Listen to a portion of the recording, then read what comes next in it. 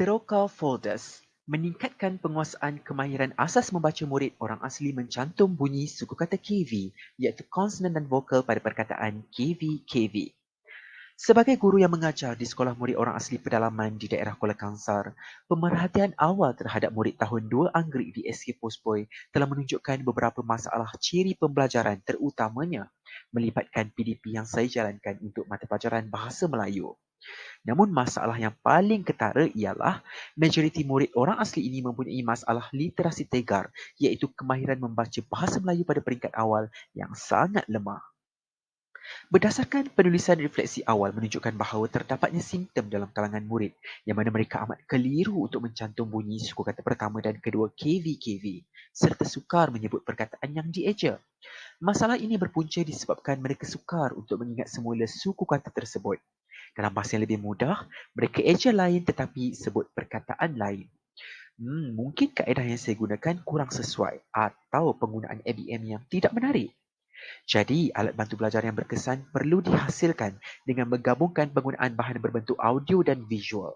Maka terciptalah alat inovasi yang dinamakan sebagai Teroka Folders yang bertujuan meningkatkan fokus penglihatan dan pendengaran semasa murid menguasai kemahiran membaca KV-KV. Saya mula merancang kajian dengan menetapkan objektif terlebih dahulu, iaitu menentukan keberkesanan penggunaan inovasi Teroka Folders dalam meningkatkan kemahiran asas membaca, mencantum bunyi suku kata perkataan KV-KV dalam kalangan murid orang asli ini. Melalui aspek perancangan ini, saya membahagikan spesifikasi perancangan kajian kepada 5 bahagian utama yang merangkumi: pertama, perancangan awal yang memfokuskan kepada pelaksanaan PDP kaedah konvensional, kenal pasti masalah dan intervensi. Kedua, strategi iaitu memfokuskan kepada kerja-kerja merancang bahan.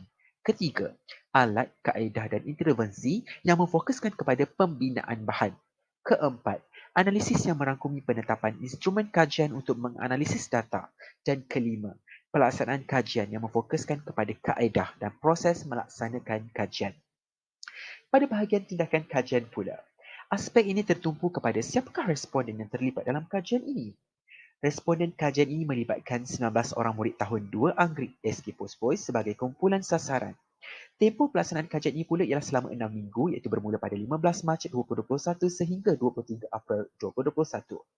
Kaedah pelaksanaan kajian ini dimulakan dengan mengenal pasti isu dan masalah, mengumpul dan menganalisis data pra dan pasca kajian, kemudian memperoleh perubahan hasil kajian. Proses tindakan kajian ini pula membabitkan pelaksanaan 2 kaedah PDP yang berbeza, iaitu yang pertama kaedah pengajaran konvensional dan yang kedua kaedah pengajaran menggunakan inovasi Teroka Folders. 4 instrumen kajian telah digunakan dalam penyelidikan ini, iaitu penggunaan ujian saringan pra dan pasca, temu bual berkelompok, pemerhatian dan catatan jurnal. Pada akhir proses pelaksanaan kajian ini, saya telah membuat pemerhatian dan refleksi semula. Melalui pemerhatian semula, data menunjukkan perubahan ketara dalam beberapa aspek yang diperhatikan. Jika sebelum ini murid tahun 2 Anggerik kurang fokus dari segi pendengaran dan penglihatan, kini mereka sudah lebih fokus masa aktiviti membaca dijalankan.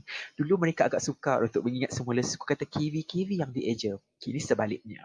Apa yang lebih penting, 12 daripada 19 orang murid tersebut telah berjaya menyebut perkataan KV-KV dengan baik dan ini menunjukkan objektif kajian telah pun tercapai. Namun begitu, melalui refleksi semula, saya dapati masih terdapat 7 orang murid tahun 2 Anggerik yang masih belum mencapai objektif dan menguasai pembelajaran ini. Mengapa? Baiklah, masalah ini sebenarnya berlaku disebabkan murid tersebut sedang berhadapan dengan masalah literasi tegar, iaitu masih berhadapan dengan masalah membabitkan penguasaan abjad. Mereka juga turut terlibat dengan kelas pemulihan khas. Justru, untuk cadangan kajian selanjutnya, penggunaan inovasi Teroka Folders ini boleh digunakan untuk pembelajaran pada peringkat yang lebih awal, melibatkan kemahiran penguasaan abjad. Saya juga memikirkan untuk menambahkan kuantiti inovasi Teroka Folders ini agar dapat digunakan pakai oleh guru pemulihan khas dan disebar luas penggunaannya dalam kalangan guru di sekolah. Dalam kita melalui tempoh sukar pandemik COVID-19, bagaimanakah inovasi Teroka Folders ini dapat disesuaikan dengan pembelajaran murid dalam tempoh pelaksanaan PDPR? Untuk tempoh jangka masa pendek, penggunaan inovasi ini sebenarnya telah merangsang pengetahuan sedia ada dengan mengekalkan ingatan mereka sebelum ini terhadap pembelajaran dan kemahiran asas membaca yang lebih baik. Hal ini juga turut diperakui oleh ibu bapa murid tersebut.